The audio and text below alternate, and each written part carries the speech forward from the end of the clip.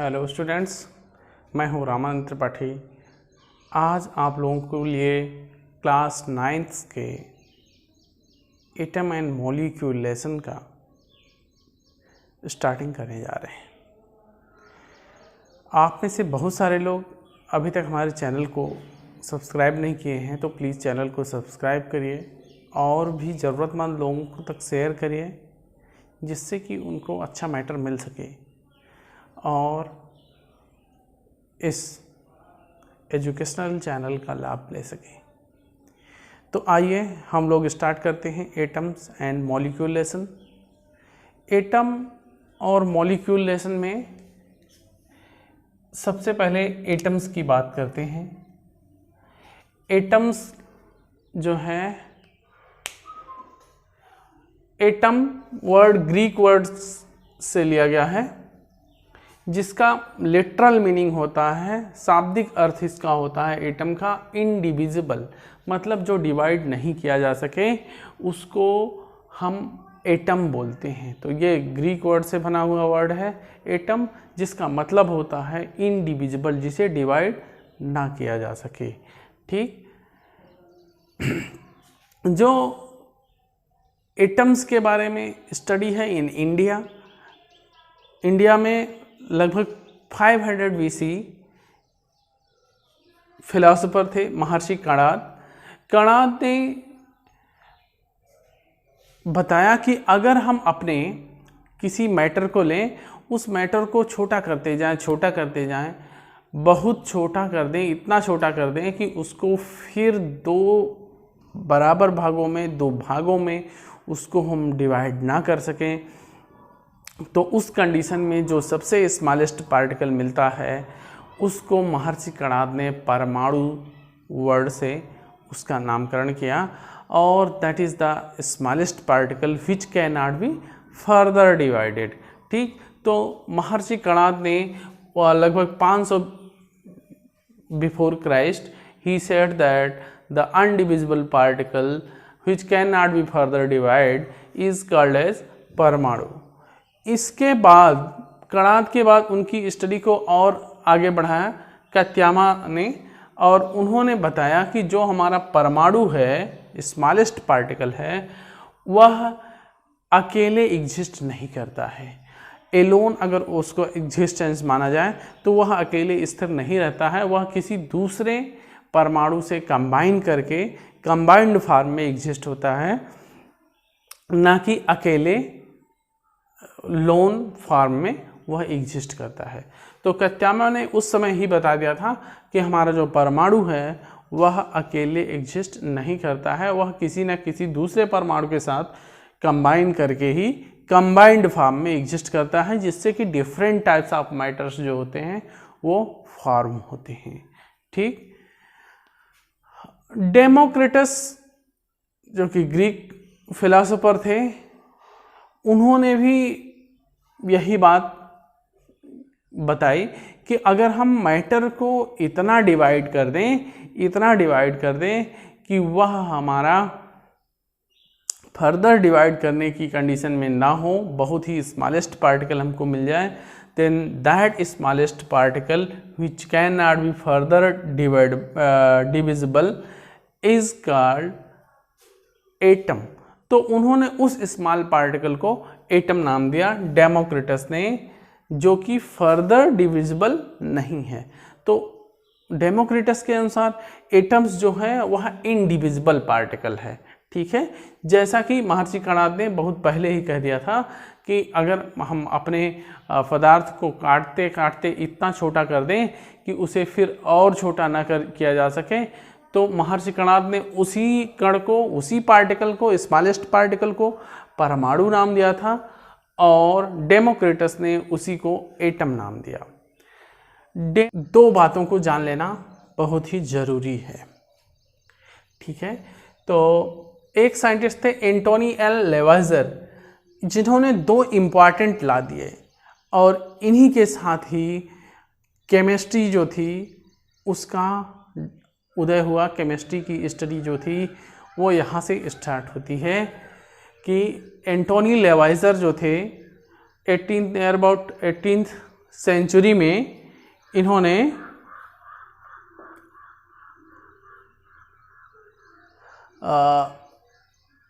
इन सारी बातों के लिए बताया।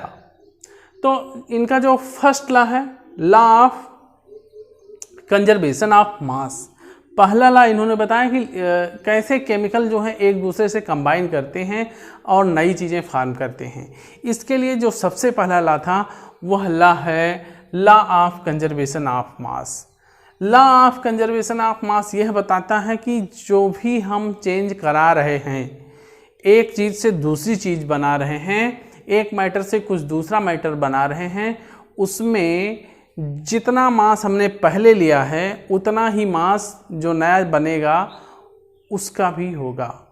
तो लॉ ऑफ कंजर्वेशन ऑफ मास यह बताता है कि किसी भी केमिकल चेंज में स्टार्टिंग में जितना मास रहेगा उतना ही मास रिएक्शन होने के बाद, चेंज होने के बाद उतना ही मास हमको फिर मिलेगा। That is the law of conservation of mass. और इस लॉ को स्टेट किया जा सकता है, mass can neither be created nor destroyed in a chemical reaction. Mass को किसी केमिकल रिएक्शन में ना तो पैदा किया जा सकता है ना नष्ट किया जा सकता है, ठीक है। और वह मास जो होता है हमारा कांस्टेंट होता है।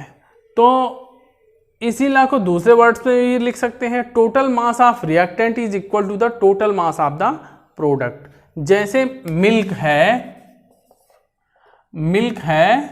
मिल्क से हमारा कर्ड बन रहा है, तो जितना मास हमने मिल्क का लिया है उतना ही मास कर्ड का बनेगा। एक कंटेनर में हमने मिल्क ले लिया था, जो मिल्क का कंटेंट होगा यह कंटेंट कहीं और नहीं चेंज होगा। जितना कंटेंट हमने लिया था मास उसका निकाल लेंगे, उतना ही कंटेंट जब कर्ड बनेगा, ठीक है, जब कर्ड बनेगा तो उतना ही मास कर्ड का भी होगा। मास न कम होगा ना ज़्यादा होगा। मतलब जो पहले होता है जिससे हमारा कुछ नया बनाते हैं उसको रिएक्टेंट बोलते हैं, जो बाद में बनता है उसको प्रोडक्ट बोलते हैं केमिकल लैंग्वेज में, ठीक है।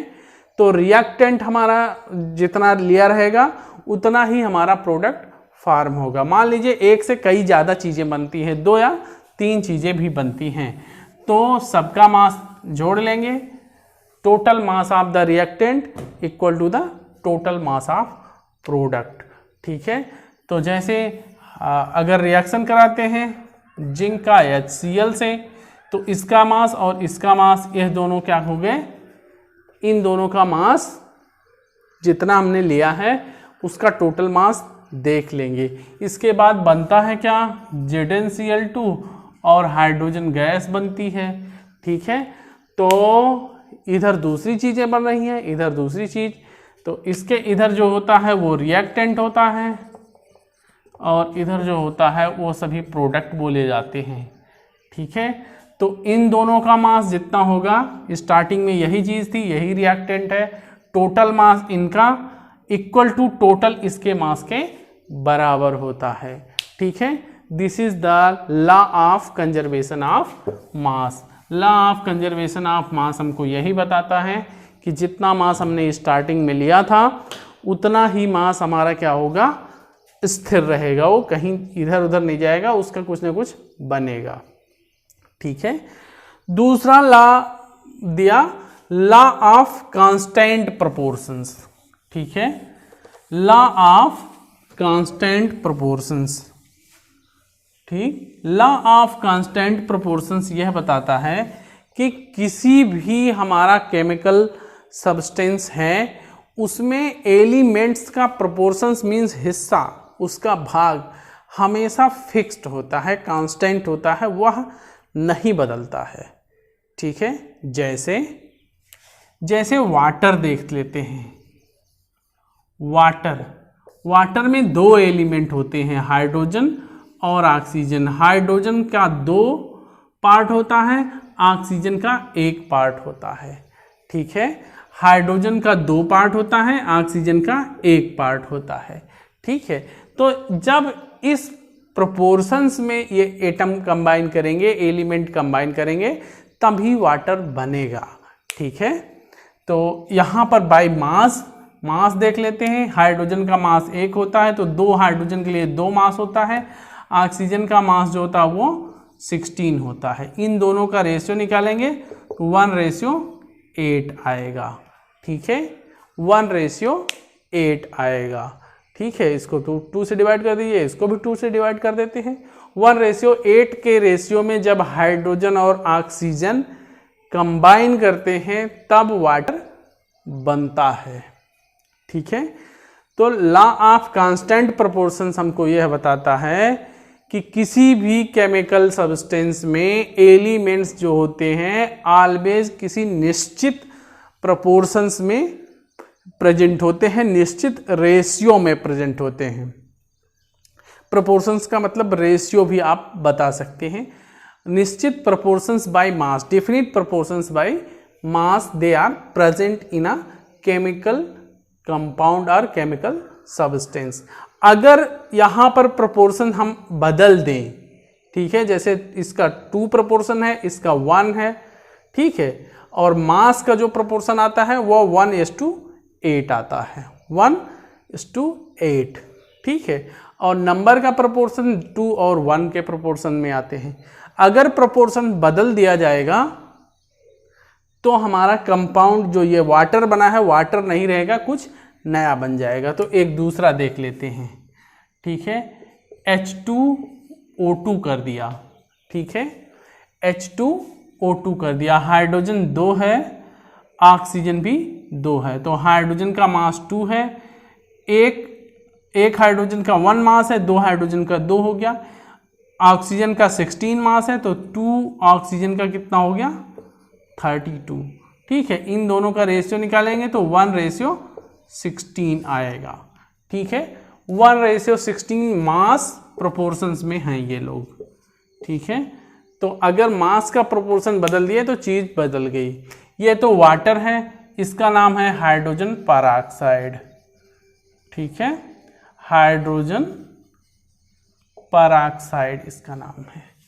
ठीक है, तो देखें यहाँ पर अब देखने पे हमको पता लगता है कि वाटर में हाइड्रोजन और ऑक्सीजन का जो प्रोपोर्शन है वह 1:8 है, जबकि हाइड्रोजन पेरोक्साइड में जो प्रोपोर्शन है 1:16 है। ठीक है, तो जैसे ही प्रोपोर्शन चेंज करेंगे चीज़ें बदल जाएंगी। ठीक है, अब लॉ ऑफ कांस्टेंट प्रोपोर्शंस का मतलब क्या हो गया? लॉ ऑफ कांस्टेंट प्रोपोर्शन यही बताता है कि किसी एक निश्चित कंपाउंड में, किसी एक निश्चित सब्सटेंस में प्रोपोर्शन हमेशा वही रहेगा, चाहे उसको जैसे ही हम तैयार करें, चाहे कई मेथड से एक चीज़ को बना सकते हैं, किसी भी तरीके से उसको बनाया जाए, हमेशा उसमें वह प्रोपोर्शन प्रेजेंट होगा जब वह बनेगा। ठीक है, तो वाटर में हमेशा चाहे जिस तरीके से वाटर निकाला जाए, चाहे सी वाटर देखा जाए, चाहे लेक वाटर देखा जाए, चाहे बेल वाटर निकाला जाए, ठीक है, हर वाटर में क्या होगा, प्रोपोर्शन 1:8 का ही रहेगा। अगर प्रोपोर्शन बदल गया तो चीज़ बदल जाएगी। जैसे हाइड्रोजन पेरोक्साइड में प्रोपोर्शन 1:16 का है, मतलब एक निश्चित कंपाउंड में, एक निश्चित सब्सटेंस में जो एलिमेंट का प्रोपोर्शन है वो हमेशा सेम रहेगा, वो नहीं बदलेगा, चाहे जिस तरीके से ही उसको ला करके बना दिया जाए, चाहे जहाँ से ही उससे उसका चेक किया जाए। ठीक है, तो ये हो गया law of constant proportions.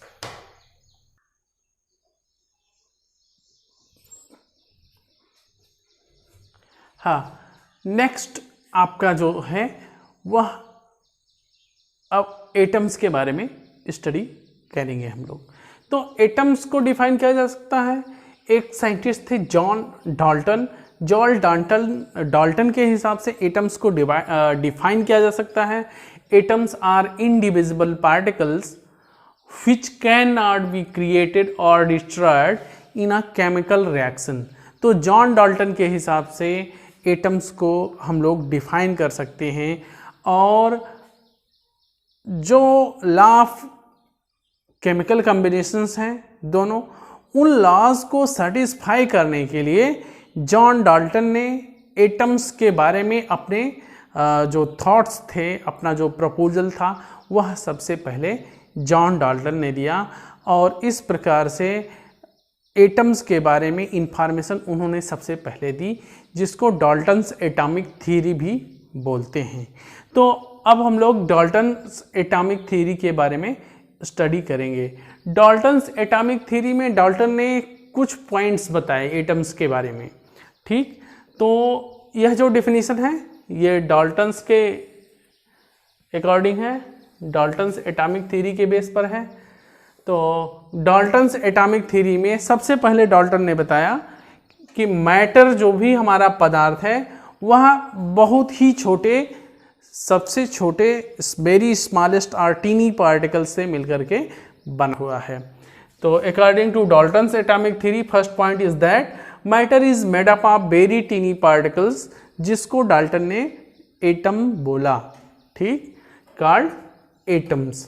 According to Dalton's atomic theory, second point is that atoms are indivisible, which cannot be created or destroyed in a chemical reaction। मतलब किसी भी केमिकल रिएक्शन में हमारा एटम जो है वो ख़त्म नहीं होता है, ना तो वह उसको हम ख़त्म कर सकते हैं, बनाया भी नहीं जाता है और ख़त्म भी नहीं होता है। वह एटम जो है वह अपने आइडेंटिटी को मेंटेन रखता है, मतलब एटम एटम ही रहता है और कुछ उसका नहीं हो सकता है। वह दूसरे से कंबाइन करके कॉम्बिनेशन तो कर लेता है, लेकिन कॉम्बिनेशन हटने के बाद वह अपने मूल रूप में आ जाता है, ठीक है। जो एटम किसी दूसरे एटम से कंबाइन भी कर लेगा, लेकिन जब उसका कॉम्बिनेशन ख़त्म होगा तो वह अपने यूजुअल फॉर्म में, सामान्य रूप में आ जाएगा, उसकी कोई भी नुकसान वाली बात वहाँ पर नहीं है, ठीक है। तो तीसरा जो पॉइंट है, according to Dalton's atomic theory, atoms of a given element are identical in mass and chemical properties. तो थर्ड पॉइंट जो है इसका मतलब है कि जो एटम किसी एक ही एलिमेंट के जितने भी एटम हम लेंगे, किसी एक ही एलिमेंट के जितने भी एटम्स होंगे हमारे, उन सब की प्रॉपर्टीज, उन सब के मास जो होंगे वह हमेशा सेम रहेंगे, आइडेंटिकल रहेंगे, बिल्कुल ही सेम रहेंगे, कोई भी उसमें कम ज़्यादा होने वाली बात नहीं है, ठीक है। तो थर्ड पॉइंट यह आपको बताता है कि किसी एक ही एलिमेंट के सभी एटम्स एक जैसे होंगे, ठीक है। दूसरे वर्ड्स में उसको बता दें तो किसी एक ही एलिमेंट के सभी एटम एक जैसे होंगे, उनमें कोई भी डिफरेंस नहीं होगा, ना मास का ना तो उनकी प्रॉपर्टीज का, ठीक। तो थर्ड पॉइंट का मतलब यही है। फोर्थ पॉइंट है atoms of different elements have different masses and properties. तो एक ही एलिमेंट के सभी एटम्स एक जैसे होंगे, लेकिन किसी दूसरे एलिमेंट का, अगर दो एलिमेंट के एटम्स को कंपेयर करते हैं हम, तो दो एलिमेंट्स के एटम्स जो होंगे वह आपस में एक दूसरे से समानता नहीं दिखाएंगे, वह एक दूसरे से अलग होंगे, उनके मास अलग होंगे, उनकी प्रॉपर्टी अलग होगी, ठीक है। तो यह फोर्थ पॉइंट का मतलब यह है कि जैसे एक एलिमेंट हाइड्रोजन है तो हाइड्रोजन के सभी एटम्स एक ही जैसे, लेकिन डिफरेंट एलिमेंट्स के एटम्स जो होंगे वो डिफरेंट होंगे, उनके मास अलग होंगे, उनकी प्रॉपर्टी अलग होगी। तो दूसरा एलिमेंट अगर ऑक्सीजन ले लेते हैं तो ऑक्सीजन के जो एटम होंगे वह तो आपस में सेम होंगे, लेकिन हाइड्रोजन और ऑक्सीजन का जब कंपैरिजन किया जाएगा, हाइड्रोजन के एटम और ऑक्सीजन के एटम, इन दोनों को जब कंपेयर करेंगे तो दोनों की प्रॉपर्टी अलग अलग होगी, दोनों के मास अलग अलग होंगे, ठीक है। फोर्थ पॉइंट का मतलब यही है कि अलग अलग एलिमेंट के एटम भी अलग अलग प्रॉपर्टी शो करेंगे। Fifth point, atoms combine in the ratio of small whole number, ratio of small whole number to form compound, ठीक। तो इसका मतलब है कि एटम्स जो हैं जब कंपाउंड फॉर्म करेंगे, एटम्स मिलकर के जब कंपाउंड फॉर्म करेंगे तो उन एटम्स का एक फिक्स रेशियो होगा। ठीक है, एटम्स का फिक्स एक रेशियो होगा, उसी रेशियो में वो कंबाइन जब करेंगे तभी एक निश्चित कंपाउंड बनाएंगे। चाहे उसका एक का बहुत ज़्यादा अमाउंट ले लिया जाए, चाहे दूसरे का बहुत कम अमाउंट ले लिया जाए, उससे मतलब नहीं है। वह एक निश्चित अनुपात में ही, निश्चित रेशियो में ही कंबाइन करके कंपाउंड का फॉर्मेशन करेंगे। जैसे अभी आपको बताया था लॉ ऑफ कांस्टेंट प्रोपोर्शंस, तो ये लॉ ऑफ कांस्टेंट प्रोपोर्शंस है। ठीक है, law of conservation, law of constant proportions का ही थोड़ा सा फॉर्म है। ठीक है, तो जैसे आपको अभी एग्जांपल बताया था वाटर का और H2O2 का, हाइड्रोजन पेरोक्साइड का, दोनों में एटम्स के रेशियो अलग अलग हैं। ठीक है, तो इसलिए यह जो हमारा पॉइंट है, 5th point, atoms combine in the ratio of small whole number to form compounds. ठीक, इसका एक अर्थ और निकलता है कि हमारा जो एटम है वह पूरा का पूरा एटम ही किसी कंपाउंड में यूज होता है, उसका कोई पार्ट नहीं यूज होता है। आधा एटम यूज हो जाए, आधा बचा रह जाए, ऐसा नहीं है। जहाँ पर जाएगा पूरा का पूरा एटम जाएगा। ठीक है, जहाँ पर जाएगा पूरा का पूरा एटम ही जाएगा, उसमें उसका थोड़ा पार्ट कंबाइन कर ले, थोड़ा बचा रह जाए, ऐसा पॉसिबल नहीं है। पूरा होल एटम हमारा क्या होगा, वह कंबाइन होगा। तो इसलिए जो नंबर मिलेगा वह नंबर होल नंबर में मिलेगा, फ्रैक्शन में नहीं मिलेगा। ठीक है, तो जैसे H2O है, इसमें 2 हाइड्रोजन 1 ऑक्सीजन है। अब इसका रेशियो तो मैथमेटिकली हम निकाल सकते हैं, 2:1 रेशियो में है। ठीक है, तो ऐसा नहीं है कि हम हाइड्रोजन को H लिख दें और ऑक्सीजन को 1/2 कर दें। ठीक है, तो यहाँ पर भी रेशियो हमको क्या मिलेगा, 2:1 ही रेशियो यहाँ पर भी मिलेगा जब सिंपल रेशियो निकालेंगे। दोनों के केस में रेशियो बराबर है, लेकिन यहाँ पर हम देखते हैं तो यहाँ पर ऑक्सीजन जो है वो हाफ नंबर में है, यह एटम आधा हो गया है। तो ऐसा नहीं होगा, इसलिए यह गलत है।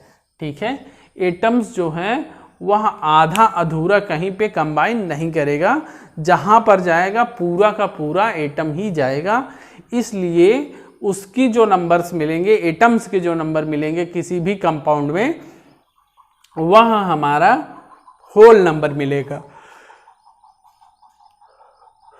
मतलब पूरी की पूरी संख्या मिलेगी, आधी अधूरी संख्या नहीं मिलेगी, फ्रैक्शन में कोई भी नंबर नहीं होगा। 6th पॉइंट है the relative number and kinds of atoms are constant in a given compound. ठीक है, तो यह पूरा का पूरा of law of constant proportions पर बेस है। The relative number and kinds of atoms are constant in a given compound. यह जो लॉ आपका एटॉमिक थ्योरी का पार्ट है, यह पूरा का पूरा लॉ ऑफ कांस्टेंट प्रोपोर्शंस को बताता है कि किसी भी कंपाउंड में जो एटम्स हैं उनके नंबर और उनके प्रकार, किस प्रकार के एटम्स, किस किस एलिमेंट के एटम रहेंगे और कितनी संख्या में रहेंगे, यह हमेशा निश्चित रहेगा, वह बदलता नहीं है। ऐसा नहीं है कि नंबर घटा बढ़ा दें, प्रकार सेम कर दिए, नंबर घटा बढ़ा दिए, या टाइप बदल दिए एलिमेंट का, दूसरे एलिमेंट का एटम ले आकर बैठा दिए, पहले वाले को हटा दिए, तो ऐसा बिल्कुल नहीं होगा। यह जो है ये डाल्टन्स एटॉमिक थ्योरी के आपके पॉइंट्स हैं। Next one is the what is an atom. Atom को और थोड़ा समझते हैं, एटम है क्या। एटम हमारा बहुत ही स्मॉलेस्ट पार्टिकल है, लेकिन यह कितना स्मॉलेस्ट है, तो अगर हम इमेजिन करते हैं मिलीमीटर, मिलीमीटर तो हम जानते ही होंगे, मिलीमीटर को लिखते हैं 10⁻³ मीटर। ठीक है, मिलीमीटर को 1000 से डिवाइड कर दिया जाए, ठीक है, मिलीमीटर 10⁻³ मीटर है, इसका 1000 भाग किया जाए, जैसे हम देखते हैं सेंटीमीटर को 10 बराबर भागों में डिवाइड करते हैं तो हमको मिलीमीटर मिलता है। मिलीमीटर को 1000 भाग में डिवाइड कर दिया जाए, ठीक है, 1000 टाइम्स, ठीक, 1000 टाइम्स अगर मिलीमीटर को डिवाइड किया जाए 1000 बराबर भागों में तो मिलेगा 10⁻⁻6 मीटर, ठीक है।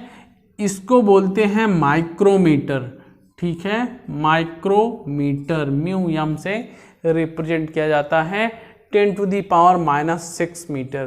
तो जो हमारे सूक्ष्म जीवी होते हैं, सूक्ष्म जीवी, अमीबा, पैरामीशियम, वायरस, बैक्टीरिया, ठीक है, वह जो होते हैं हमको आँख से दिखाई नहीं देते हैं, वह इस रेंज के होते हैं 10⁻⁻6 मीटर रेंज के या माइक्रोमीटर रेंज के होते हैं, इसीलिए उनको माइक्रो ऑर्गेनिज्म भी कहा जाता है, ठीक है। अब यह जो माइक्रोमीटर है, यह माइक्रोमीटर, इसको फिर से डिवाइड कर दिया जाए, 1000 भाग इसके फिर से किए जाएं, मतलब एक पार्ट इसमें से ले लिया, उसका 1000 बराबर भाग कर दिया, तो हमको मिलता है 10⁻⁹ मीटर, ठीक है। और इसी को बोलते हैं 1 नैनोमीटर, 1 नैनोमीटर हमको मिलता है। मतलब यह जो हमारा मिलीमीटर है उसको अगर हम क्या करें 1000 10⁻⁻6 टाइम डिवाइड कर दें, 10⁻⁻3 को 10⁻6 टाइम डिवाइड कर दें, तब जा कर के हमको 1 नैनोमीटर मिलता है, ठीक है। मतलब मिलीमीटर का 1 करोड़ पार्ट कर दिया जाए, ठीक है। देखिए 10⁻6,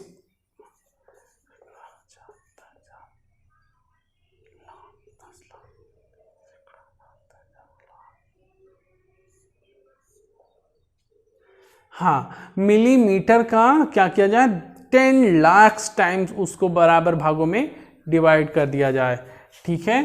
10 लाख टाइम उसको बराबर भागों में मिलीमीटर को अगर डिवाइड कर देते हैं तब जा कर के हमको 1 नैनोमीटर मिलता है, ठीक है।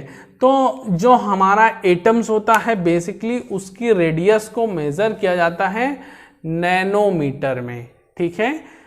एटम्स जो होता है उसकी रेडियस जो होगी उसको मेजर किया जाएगा नैनोमीटर में, 10⁻⁹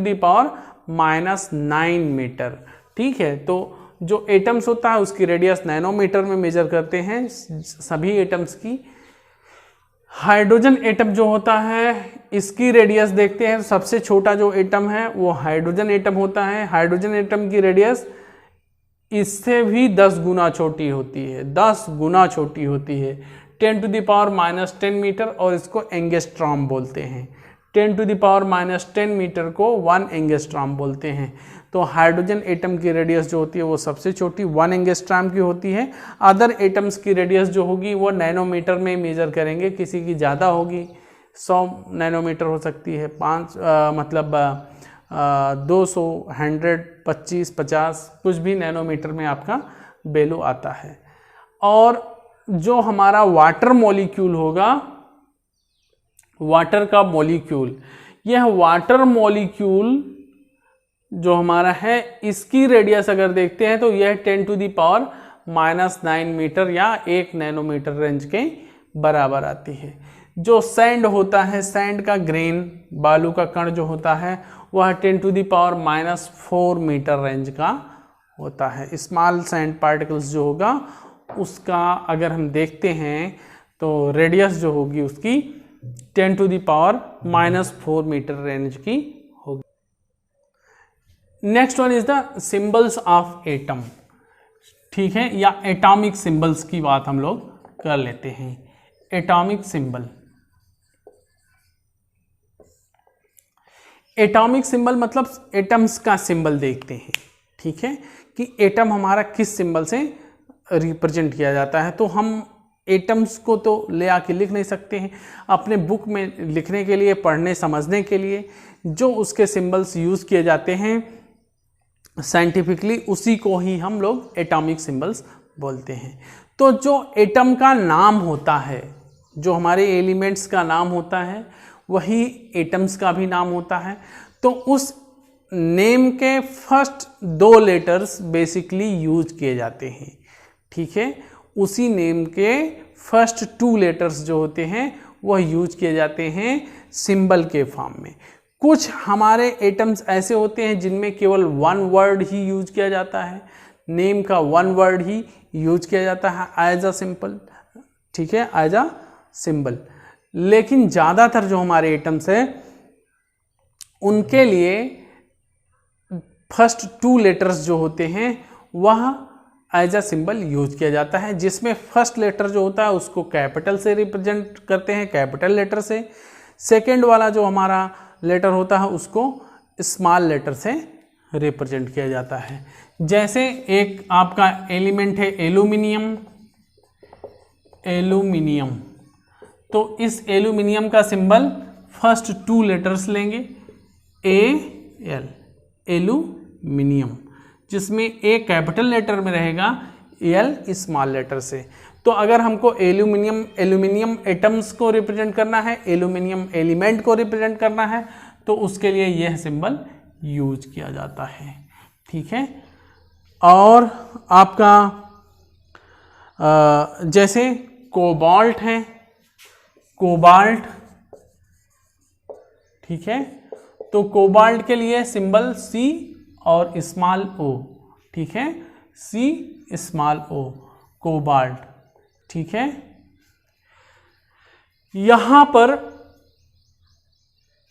ध्यान देने वाली बातें यह हैं कि जब हमको 2 एटम्स ऐसे मिलते हैं जिनमें कि फर्स्ट 2 लेटर्स सेम मिल जाता है, तो ऐसी कंडीशन में एक एलिमेंट का जिसका सिंबल पहले दे दिया जाता है उसका सिंबल तो वही रहता है।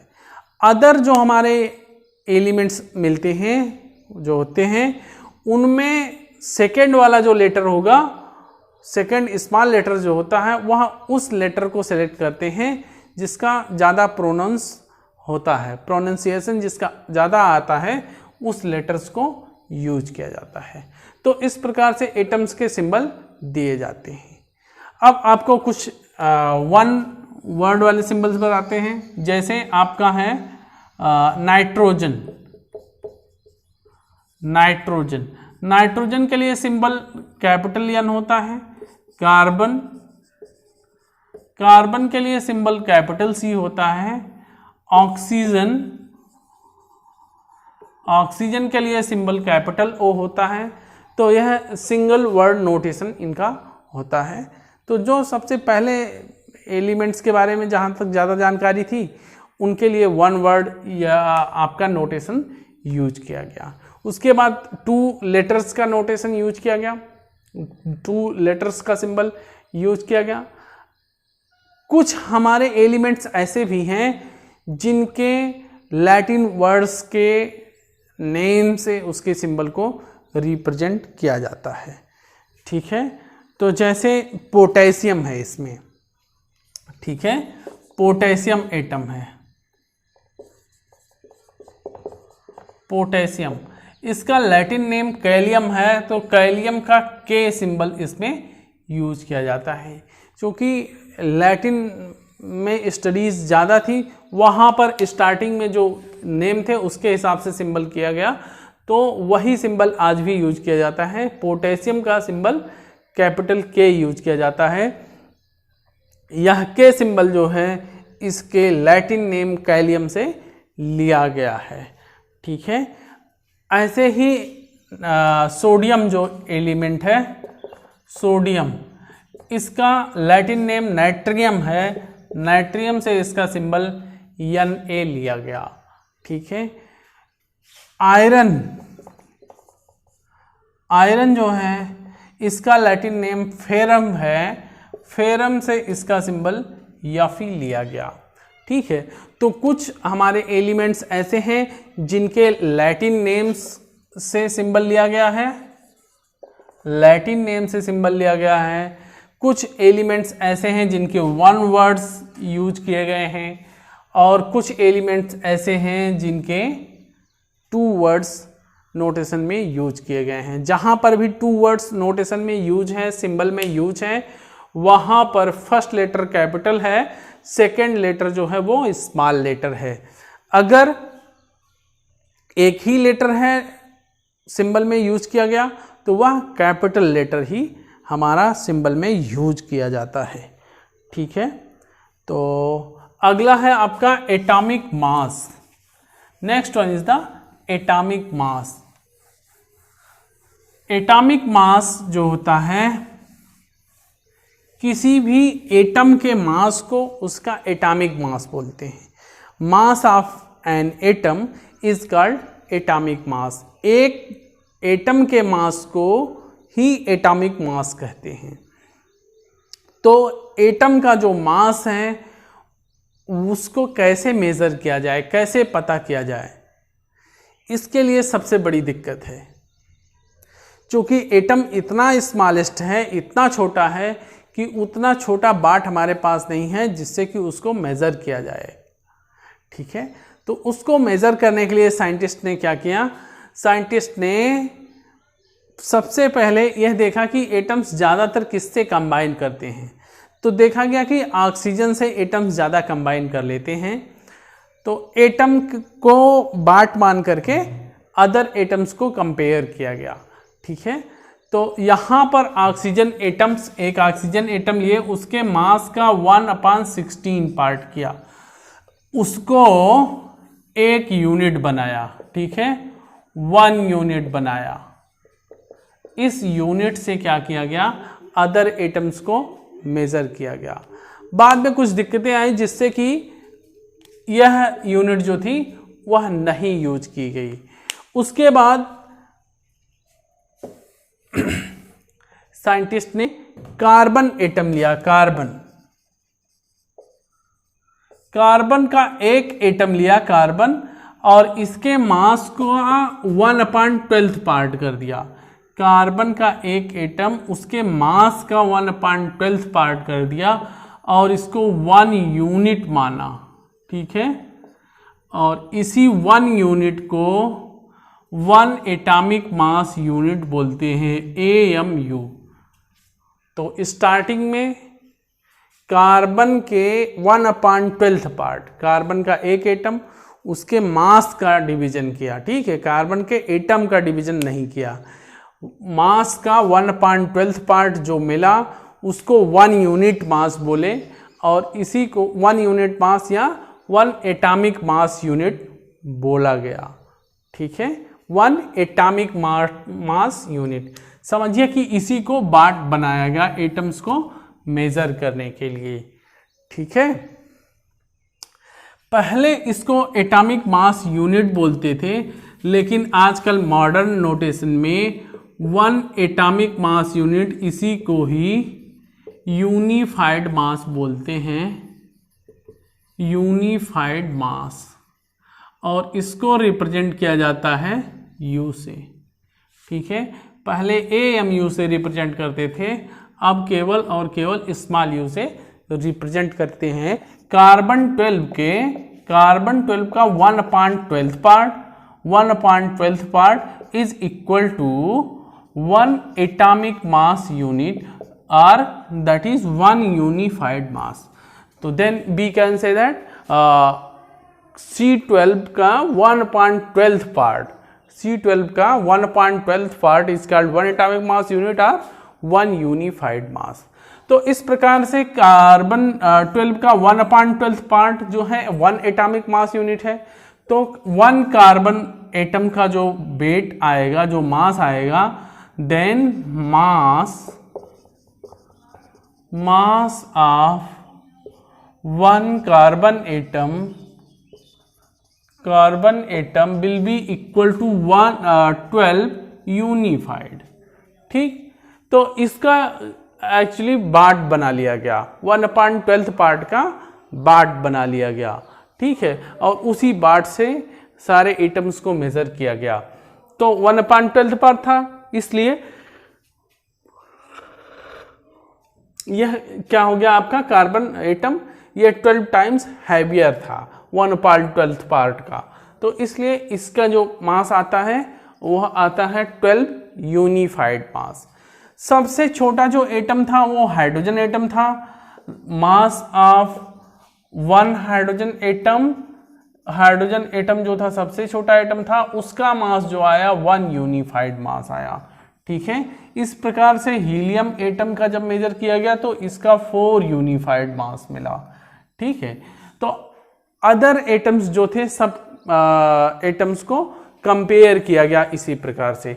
ऑक्सीजन जो एटम था इसका मास 16 यूनिफाइड मिला। ठीक है, नाइट्रोजन का जो मास था वह 14 यूनिफाइड मिला। तो इसी 1/12 पार्ट को बाट मान करके जितने टाइम्स जो हैवियर एटम्स थे उन सभी एटम्स के मास को कैलकुलेट किया गया।